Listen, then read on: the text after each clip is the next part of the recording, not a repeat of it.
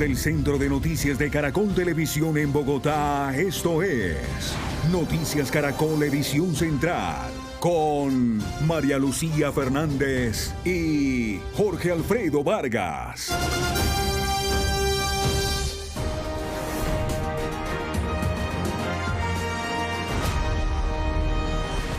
Colombia decide 2026. Bienvenidos a la edición central de Noticias Caracol. Faltan en este momento 31 días, 12 horas, 57 minutos y 10 segundos para que se abran las urnas del próximo 8 de marzo, cuando decidiremos en manos de quiénes quedará el Congreso de la República y quiénes serán los candidatos presidenciales en las consultas interpartidistas.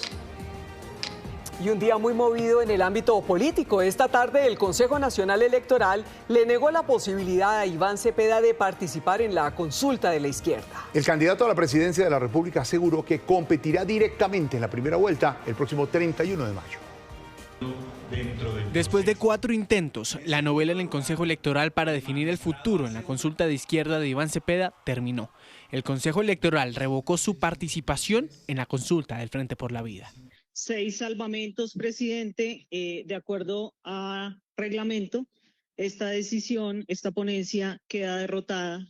Fueron 6 votos contra 4 los que avalaron las razones de los demandantes. Es que la tarjeta electoral que se sometió a los colombianos el 26 de octubre decía: vota para elegir candidato a la presidencia, no un precandidato para la segunda vuelta. Y la tercera razón es que no puede haber una erogación de recursos en reposición de votos para los mismos efectos. Para esta votación fue necesaria la participación de 2 conjueces: Alberto Rojas Ríos, ex magistrado de la Corte Constitucional, quien en el pasado mantuvo una posición a favor de las víctimas, incluido Cepeda en el caso de la manipulación de testigos contra Álvaro Uribe, advirtió que a Cepeda no se le podía negar el derecho a participar de esta consulta. La prohibición legal procede únicamente cuando un precandidato, tras participar en una consulta válida, desconoce su resultado y pretende inscribirse como candidato por una organización distinta dentro del mismo proceso electoral. El otro conjuez, el abogado Holman Ibáñez, quien en el pasado trabajó con la firma de abogados del hoy candidato Abelardo de la Espriella, apoyó la posibilidad de negar la participación de Cepeda en la consulta. Independientemente de la consulta que se adelante, el resultado de la misma es obligatorio, tanto para los partidos y movimientos políticos como para quienes resulten elegidos a través de dicho mecanismo. Minutos después de la decisión del CNE, Iván Cepeda aseguró que le están violando sus derechos políticos y ratificó lo que dijo en las últimas horas, que va directo a la primera vuelta. Nos retiramos de la consulta del 8 de marzo. Yo me inscribiré en los próximos días para ir a primera vuelta y allí derrotaremos a nuestros adversarios, a quienes les decimos que entendemos bien sus miedos, sus temores. Como no pueden derrotarnos en el debate político democrático, como no han podido derrotarnos en las urnas, apelan entonces a las trampas, a las artimañas. Ahora queda pendiente qué definirán los otros candidatos que buscan medirse en la consulta del Frente por la Vida. Tienen hasta el 6 de febrero, es decir, el próximo viernes, para tomar una decisión.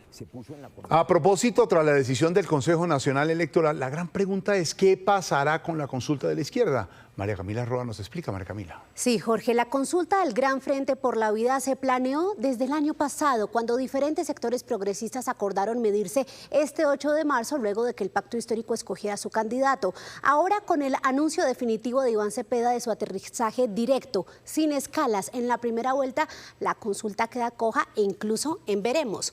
Veamos, la registraduría nos confirma esto, que la consulta interpartidista del Frente por la Vida tenía hasta hoy la preinscripción de los siguientes candidatos: Iván Cepeda por el Pacto Histórico, Roy Barreras por el Partido de la Fuerza de la Paz, Camilo Romero, recordemos, tiene el aval del Partido del Trabajo, y Juan Fernando Cristo no estaba inscrito, pero había manifestado su intención a través de su partido En Marcha.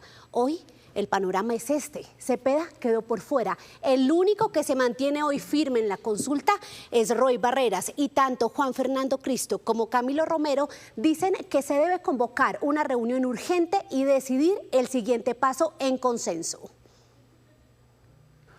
Hay que respetar ese fallo dentro del ordenamiento vigente, pero hay que decirlo con claridad que no lo compartimos por antidemocrático. En las próximas horas nos reuniremos con nuestro partido en marcha, con su dirigencia, con los delegados a la anterior asamblea del partido el viernes pasado, para tomar una determinación del paso a seguir frente a esta nueva situación. Es que haya una reunión lo más pronto posible entre quienes estamos de precandidatos en esa consulta, por supuesto con la presencia de Iván Cepeda, para que podamos acordar la mejor de las salidas que garantice que el sector alternativo y progresista de Colombia pueda volver a ganar por el respaldo ciudadano y por el respaldo de las mayorías nacionales. Sí haremos acuerdo político el 9 de marzo a las 7 de la mañana. Una vez que derrotemos a la derecha, nos ponemos de acuerdo y nos unimos y llegaremos juntos a la primera vuelta. No estaremos divididos en la primera vuelta. La unidad es la victoria. Espero la respuesta porque pasan las horas y hay que inscribir a los nuevos protagonistas. Ojalá los exministros Cristo, Murillo, a nuevas compañeras y compañeros que están listos a participar. Inscribámoslos mañana mismo. Esta convocatoria de Roy Barreras, que dice que debe haber consulta con o sin Cepeda, genera ya ampollas en la izquierda, que responde, por ejemplo, en el caso de Camilo Romero así: Roy Barreras no representa el progresismo. Ahora, hay que ver qué pasa con Daniel Quintero, porque recordemos que hay una puerta abierta en el CNE para avalar su inscripción a la registraduría en la consulta, pero aún esto no se ha definido.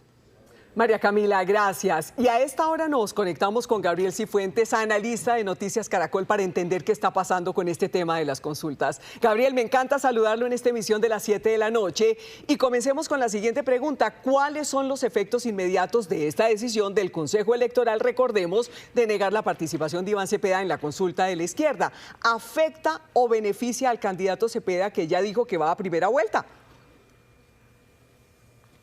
Malú, muy buenas noches para usted. Definitivamente, y esto hay que decirlo con toda claridad, no es una buena noticia para el pacto, ni tampoco para las intenciones de Iván Cepeda, que hubieran preferido el 8 de marzo medirse en una consulta, medir fuerzas, impulsar las listas al Congreso y demostrar esa fuerza que venía ya acumulando desde octubre del 26 con las listas cerradas. Sin embargo, ya ante este escenario no queda sino anunciar su inscripción a primera vuelta directamente, apelar a la solidaridad de las bases, convocar movilizaciones y tratar de cerrar filas frente a sus bases de la izquierda. Entonces, no es una buena noticia, pero van a tratar de capitalizarlo, motivando a sus bases con su indignación frente a esta decisión, a demostrar que ha sido una arbitrariedad, como lo ha dicho Iván Cepeda en su declaración.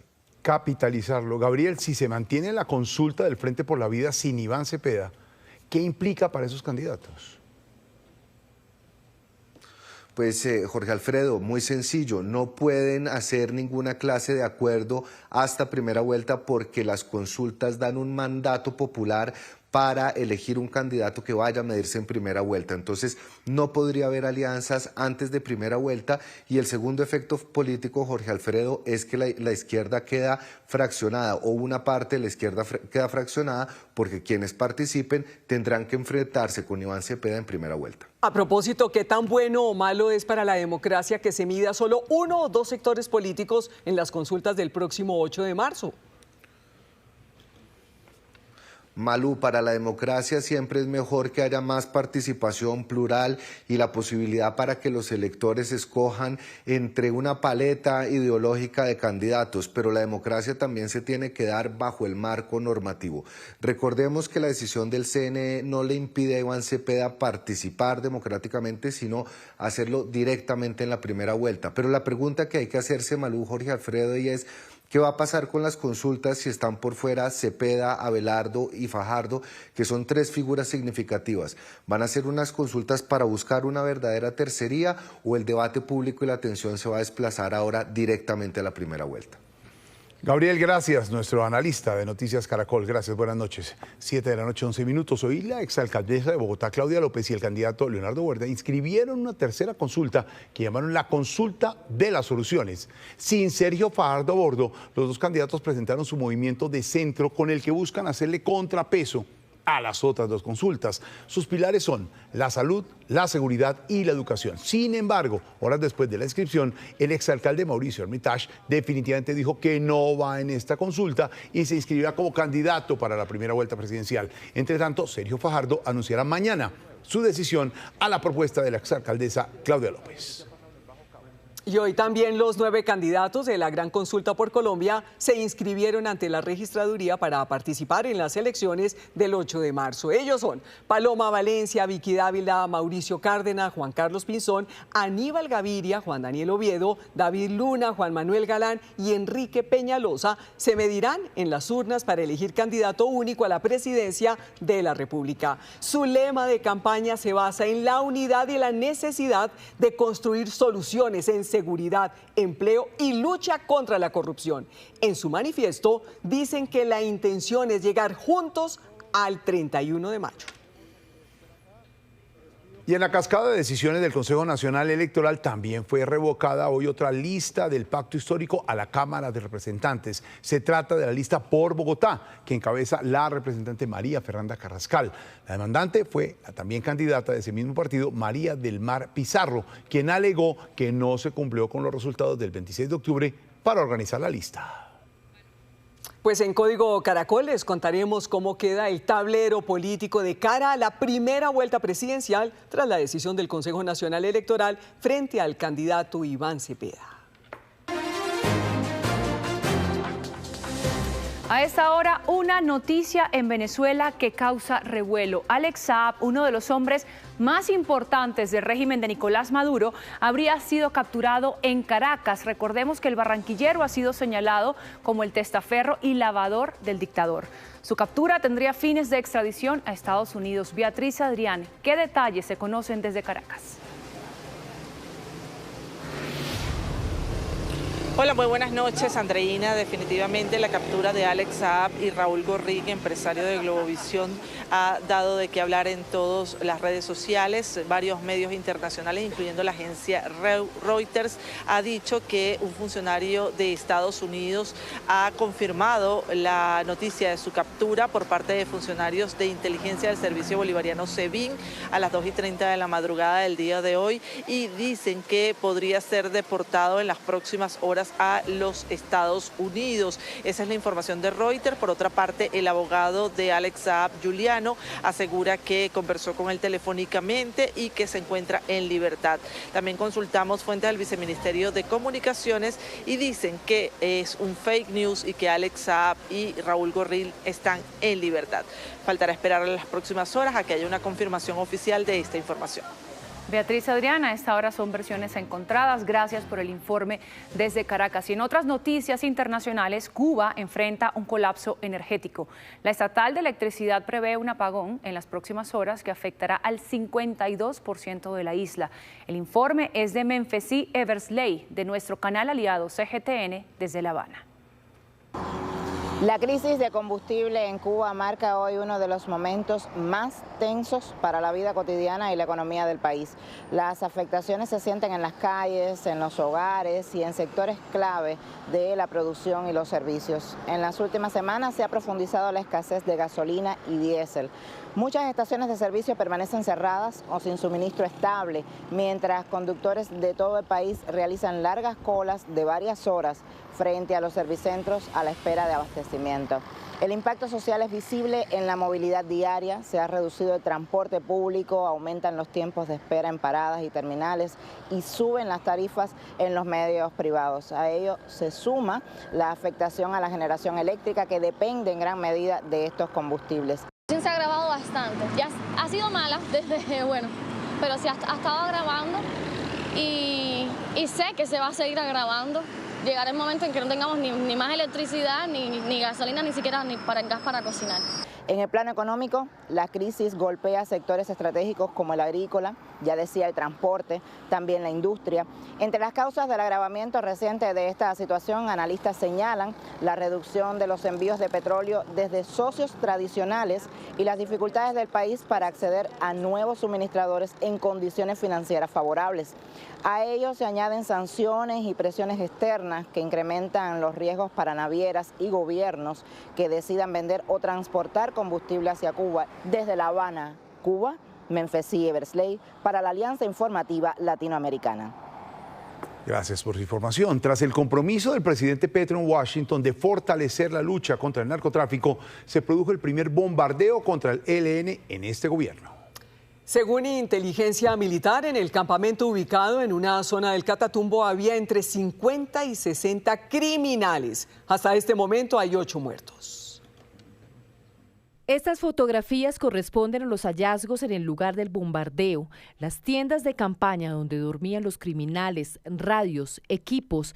Han encontrado más de 200 granadas de mortero acondicionadas para drones y más de 5.000 explosivos y municiones. Este era el objetivo, un campamento guerrillero del ELN en las selvas del Catatumbo. Según inteligencia militar, agrupaba entre 50 y 60 integrantes de ese grupo armado ilegal.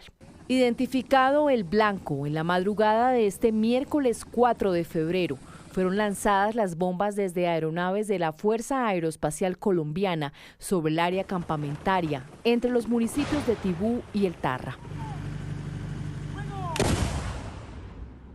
Tropas del ejército han reforzado la operación combatiendo a este grupo con piezas de artillería pesada desde la medianoche y a lo largo del día.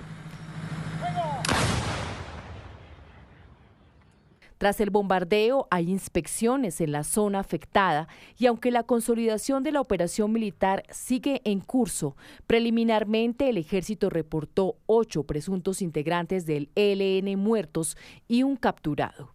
Este es el primer bombardeo contra el ELN en el gobierno Petro, pero el ministro de la Defensa dijo que el objetivo principal es el cabecilla del Catatumbo, alias Pablito. Alias Pablito, prácticamente es declarado ya como objetivo de alto valor conjunto entre los Estados Unidos y Colombia. Es un cabecilla criminal del ELN que delinque en el área fronteriza entre Colombia y Venezuela. En horas de la madrugada hicimos una operación muy contundente en el área del Catatumbo, que incluyó incluso un bombardeo. Está en este momento en desarrollo de la operación. El último bombardeo que hubo contra el ELN en el país fue en septiembre de 2021. Y el Clan del Golfo anunció que se levanta temporalmente los diálogos de paz con el gobierno de Petro. La decisión del grupo criminal se produce tras la reunión entre los presidentes Petro y Trump, en la que Colombia se comprometió a la captura de Jovanis Ávila, alias Chiquito Malo, su máximo cabecilla. Los diálogos estaban en marcha desde septiembre pasado en Qatar. 7:29. La Superintendencia de Industria y Comercio requirió a 5 empresas para que suministren información sobre la forma en que establecen precios y descuentos en sus productos y servicios. Para expertos en economía, esto va en contra de la libre competencia.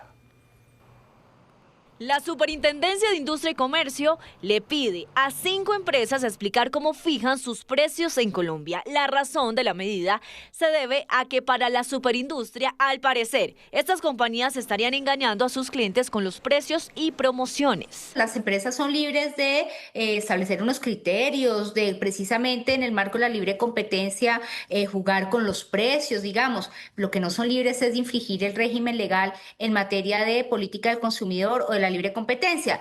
En el requerimiento, la SIC solicitó a las empresas información detallada sobre cómo calculan los precios de sus productos, qué criterios usan para ofrecer descuentos y de qué forma determinan sus márgenes de ganancia. Según los expertos, la medida atenta contra la libre competencia.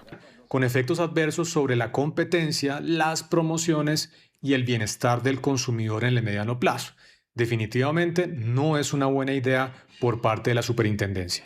Para el ex viceministro de Hacienda, Juan Alberto Londoño, el gobierno estaría justificando un posible impacto del incremento del salario mínimo, responsabilizando a las empresas de cometer errores al fijar los precios. Está ocultando el riesgo que generó de inflación o la realidad que generó de inflación por el aumento del salario mínimo y siempre ha querido culpar a los demás. Culpó a Bogotá en cuanto a Transmilenio, culpa a las empresas diciendo están formando los precios de una forma indebida. El presidente Gustavo Petro defendió la medida y explicó que esta información busca más transparencia para los consumidores. Saca tu tarjeta. Buenas noches. En el último día de su oferta pública de adquisición, la multinacional Millicom consiguió el 67,5% de las acciones de Movistar Colombia, porcentaje que es equivalente a la participación que tiene Telefónica dentro de esta compañía. Telefónica, que es la empresa vendedora. Quedan unos detalles para perfeccionar toda esta operación y para que en las próximas horas Millicom asuma el control de Movistar Colombia. Esta parte del negocio de la transacción inacción está demandando inversiones por cerca de 800.000 millones de pesos. El Banco de la República, su equipo técnico en particular, actualizó varias de sus proyecciones económicas para este año. Está calculando un efecto del incremento en el salario mínimo sobre la inflación de 200 puntos básicos o de 2 puntos porcentuales. De hecho, está incrementando su estimación sobre la inflación para este año desde el 4,1 hasta el 6,3% y está rebajando su estimación sobre el crecimiento de la economía desde 2,8 hasta 2,6%. En más información, el transporte aéreo de pasajeros el año pasado en Colombia alcanzó una cifra histórica que superó los 57.500.000 viajeros, con un crecimiento del 1,67%, de acuerdo con la Aeronáutica Civil. Subió el dólar, mañana regirá una tasa representativa de 3.644 pesos con 93 centavos. Se sigue recuperando el petróleo Brent, ya se acerca a los $69 por barril, y cayó el café, precio de referencia para mañana, 2.232.000 pesos por carga en promedio. Continúe con Noticias Caracol. Víctor, gracias. Y 2 rescates se registraron en las últimas horas en medio de las fuertes lluvias en Antioquia y Córdoba. Un niño de 14 años se aferró durante 17 horas a un árbol y a un motociclista lo sacaron de una creciente súbita de un río. Permanecer con vida era lo único en lo que pensaba Arturito, el valiente niño de 14 años, quien por más de 17 horas permaneció trepado en un árbol de mangos. Soportó frío, picadas de zancudos, lluvia y hambre, esquivando la muerte y evitando que la corriente del agua se lo llevara en la vereda del Algodón en Necoclí, Antioquia. Una corriente casi me llevó y ya la única solución mía fue montarme en el palo ese y esperar que vinieran a ayudar. Ay, me sentí con miedo y apoyo ahí porque estaban mi familia, los demás ahí, mis papás. Ellos me gritaban para darme fuerza y siempre me gritaban que no me tirara y que me sostuviera ahí hasta que llegaran los que me vinieran a rescatar. Los vientos y la fuerza del agua eran tan fuertes que estuvieron a punto de arrancar el árbol en varias ocasiones. Llegaba y me sostenía ahí con las manos. Cuando me sentía cansado me bajaba y cuando los zancudos me metía al agua y me sostenía otra vez. Y fue con una canoa improvisada, hecha en madera y en tiempo récord, con la que un grupo de voluntarios lo rescató. Pero gracias a Dios le dio la fuerza para resistir hasta el final y aguantarse, no dormirse y no caerse. Al rescate de Arturito se suma el de este motociclista que estuvo a punto de morir por la creciente del río San Jorge entre Montelíbano y La Apartada, Córdoba. El gobernador de ese departamento, Erasmo Zuleta, y sus escoltas que pasaban por la zona le salvaron la vida. Comienzo a ver que un muchacho de una moto comienza a pitarme, pero yo no entendía qué era, por qué pitaba. Miré hacia la derecha y de pronto debajo de la carretera veo un casco blanco, y cuando veo el casco blanco, la verdad, yo iba sin zapatos porque ya yo venía de regreso para Montería. Ya mi reacción fue tirarme del carro. Me tiro del carro, fui a buscar a los muchachos del ejército, pero estaban como 8 carros atrás y los policías del esquema mío se tiran. Yo corto el cinturón de seguridad y ahí ayudamos al muchacho. No quería soltar la moto, pero yo le dije que aquí nosotros se la regalamos. 2 historias de supervivencia en medio de una crisis que vive el departamento por las fuertes lluvias que han causado inundaciones y deslizamientos de tierra y mantienen a 27.000 personas damnificadas. La mayoría tiene sus enseres en medio del agua, otras lo perdieron. Don Javier, le recibo. Y una empresa familiar procesa plástico reciclado y lo convierte en productos para el hogar. Reutilizar, reciclar y reducir son los pilares de esta empresa sostenible. Mi nombre es Liliana Piñeros y esta es mi historia. El papá de Liliana, Luis Piñeros, fundó hace más de 30 años la empresa Inverplast. Su filosofía empresarial se basó en la conciencia y sostenibilidad y hoy sigue siendo la bandera de sus productos. Esto empezó con tacones y de ahí se comenzaron a innovar y a sacar nuevos productos. Los recursos no son infinitos y es muy bonito pensar que uno está contribuyendo. Con más de 15 colaboradores, esta empresa familiar reutiliza el plástico reciclado para ser transformado en materas, ganchos, cestas, canecas y 80 productos más que sacan de circulación más de 120 toneladas de plástico al mes. Entonces el reciclaje es muy importante, que uno aprende a separar y no tirar toda la basura. Por crear empresa desde la sostenibilidad y la economía circular, Liliana Piñeros es una colombiana que hace historia. Mañana habrá día sin carro y sin moto en Bogotá. Juan Andrés Beltrán, ¿a qué hora arranca y a qué hora termina la jornada?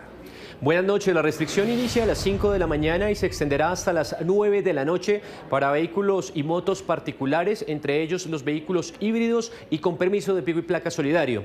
Entre los que sí podrán circular están los de transporte público para personas con discapacidad, también los vehículos de emergencia y escolares y los vehículos de organismos de seguridad del Estado. Se suman a la excepción las motocicletas de seguridad privada y de la Unidad Nacional de Protección.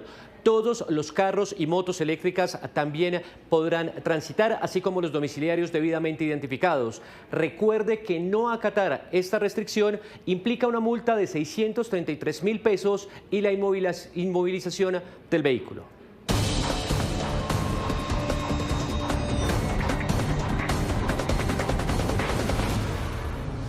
Buenas noches y bienvenidos al Código Caracol. Estamos frente a una reacomodación del tablero político con miras a las elecciones presidenciales según los últimos eventos de esta semana. Durante la visita del presidente Gustavo Petro a la Casa Blanca, el candidato presidencial Iván Cepeda sorprendió con una declaración en donde afirmaba que si no podía participar en la consulta de marzo se iba derecho a primera vuelta. Esto fue secundado hoy por el Pacto Histórico a través de un comunicado antes de conocerse la decisión del CNE en la que se le prohíbe participar en la consulta. Los mensajes de Cepeda y del Pacto Histórico tenían como destinatario a Roy Barreras, a quien muchos ven como el político que está buscando capitalizar a su favor la no presencia de Cepeda en la consulta, pues ha dicho abiertamente, como se los conté aquí en esta sección, que la consulta va porque va, ya que no se le puede dejar ese espacio a la derecha. De hecho, dentro del propio Pacto Histórico nos han dicho que creen que Barreras fue el que movió sus influencias en el CNE para que no dejaran participar a Cepeda en marzo. Y es que esta coyuntura ha decantado en un nuevo escenario electoral. Si efectivamente Cepeda se va directo a la primera vuelta y Barreras va a la consulta con Cristo y tal vez con Camilo Romero, existe la posibilidad de que Roy saque un número similar de votos a los que sacó Cepeda en octubre. Con eso puede ir a primera vuelta y estaríamos presenciando una fragmentación no esperada entre izquierda y centroizquierda. Y aquí abro las apuestas. ¿A quién terminaría beneficiando este panorama? Ya sabemos que la derecha llegará dividida entre De la Espriella y el que salga de la gran consulta. Ahora, si se da esta partición en la izquierda, quizás se abra una nueva ventana que hasta ahora no se contemplaba para Sergio Fajardo. Con tantas opciones en primera vuelta, entraríamos en un escenario muy incierto y cualquier cosa podría pasar en mayo. Baja el umbral y habría una pelea limpia por los votos. Esto cambia notablemente el panorama electoral con el que veníamos de dar por fijo a Cepeda y a Abelardo en segunda vuelta. Otro interrogante que surgió con la visita del presidente Gustavo Petro a Estados Unidos fue en qué anda la vicepresidenta Francia Márquez. ¿Por qué? Porque a través de un mensaje en su cuenta de X, la funcionaria respaldó al primer mandatario en su encuentro con Donald Trump. Márquez, desde el famoso Consejo de Ministros, en donde sacaron todos los trapos al sol, desapareció de la agenda pública, por lo que para muchos esa ausencia hace ruido, pues la vicepresidenta ha sido una lideresa importante para el progresismo. Preguntamos a su equipo para entender en qué andaba Francia y nos dijeron que su agenda ha sido privada de gobierno y que está concentrada en sacar adelante sus misiones y la organización del foro de alto nivel CELAC África, que se llevará a cabo del 18 al 21 de marzo en el Centro de Convenciones Ágora en Bogotá.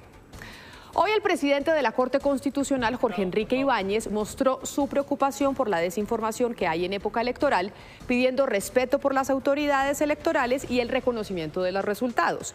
Y es que esto no es circunstancial. Hemos visto una serie de acusaciones en medio de la contienda y la política colombiana ya desde hace años.